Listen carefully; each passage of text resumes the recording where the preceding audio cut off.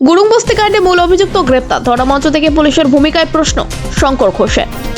গুরুংবস্তি কাণ্ডে নাবালিকা কিশোরের রহস্য মৃত্যুকে ঘিরে যে উত্তেজনা ছড়িয়েছিল শহর জুড়ে, অবশেষে সেই মামলার মূল অভিযুক্ত গৃহশিক্ষক আমির আলীকে গ্রেপ্তার করল পুলিশ। প্রায় ২৫০০ কিলোমিটার দূরে ভিন রাজ্যে পালিয়ে থাকার পর তাকে পাকড়াও করা হয়। এই ঘটনাকে কেন্দ্র করে আজ শিলিগুড়িতে ধর্ণামঞ্চ থেকে সাংবাদিক বৈঠক করেন বিজেপি প্রার্থী শঙ্কর ঘোষ। তিনি জানান, পুলিশের পক্ষ থেকে বিস্তারিত সাংবাদিক বৈঠক হওয়ার পর তিনি আবারও বিষয়টি নিয়ে নিজের প্রতিক্রিয়া জানাবেন। শঙ্কর ঘোষ শহরবাসীর প্রতি কৃতজ্ঞতা প্রকাশ করে বলেন, এই আন্দোলনের পাশে থাকার জন্য সাধারণ মানুষ যেমন ভূমিকা নিয়েছেন, তেমনি বিজেপির নেতৃত্ব সহযোগিতা করেছেন। তিনি ধর্ণামঞ্চ থেকে বঙ্গীয় হিন্দু মহামঞ্চের ডাকা আগামীকালের বন্ধ প্রত্যাহারের আবেদন জানান।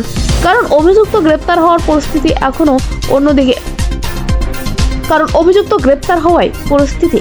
এখনো অন্যদিকে এগোচ্ছে। তিনি আরো বলেন, গত 5 দিন ধরে তিনি নির্বাচনের প্রচারে অংশ নেননি। তার মতে নির্বাচনের প্রচারের চেয়েও বেশি গুরুত্বপূর্ণ ছিল মৃত কিশোরীর পরিবারের পাশে দাঁড়ানো এবং দোষীর শাস্তি নিশ্চিত করা। এদিন তিনি পুলিশের ভূমিকা নিয়েও প্রশ্ন তোলেন। শঙ্কর ঘোষের দাবি, এতদিন পর অভিযুক্তকে গ্রেপ্তার করা নিয়ে তিনি আশাবাদী ছিলেন না। পাশাপাশি তিনি অভিযোগ করেন যে কিছু রাজনৈতিক চাপের কারণে অভিযুক্তকে ধরতে দেরি হয়েছে। তবে কিশোরীর মৃত্যুর প্রকৃত কারণ উদ্ঘাটন এবং ন্যায় বিচার নিশ্চিত না হওয়া পর্যন্ত এই লড়াই চলবে বলে স্পষ্ট বার্তা দিয়েছেন বিজেপি প্রার্থী শঙ্কর ঘোষ। ইতিমধ্যে আপনারা জেনেছেন, আমাদের মাননীয় সাংসদ রাজু বিস্তা মহাশয় তিনি জানিয়েছেন এবং অন্যরাও জানিয়েছেন যে কারণে আমরা গত 5 রাত ধর্ণা দিচ্ছিলাম এবং ঘটনার আজকে মনে হয় 7ম দিন, 23 তারিখ হয়েছে। তো সেই আমির আলী গ্রেপ্তার হয়েছে। এটা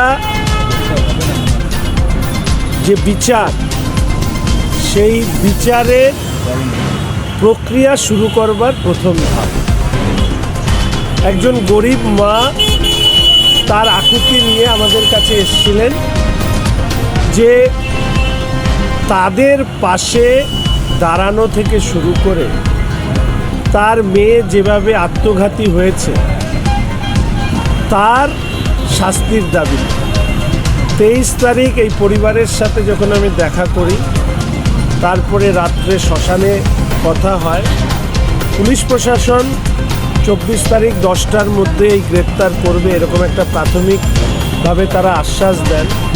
যদিও একথা বলেন যে তারা ভগবান নন, কিন্তু চেষ্টা করবেন।